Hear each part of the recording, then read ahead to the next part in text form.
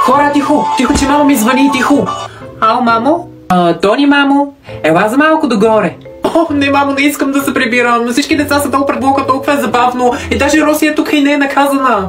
Бе, не бе, мамо, бе. Качи се само за 2 минутки догоре, да ти дам стотинки, да вземеш 2 кисели млека, че ще правя мусака. Оф, мамо, не искам да се качвам, ще изпусна играта. Не може ли като миналия път да ги сложиш в една турбичка и да ги хвърлиш през терасата? Тони, мамо, ще се закачи някъде тази турба, ще литне.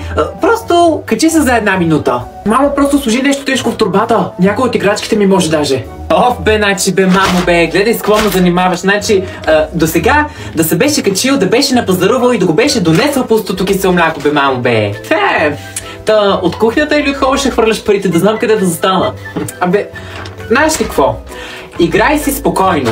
Аз сама ще се отида до магазина. Не, мамо, идвам!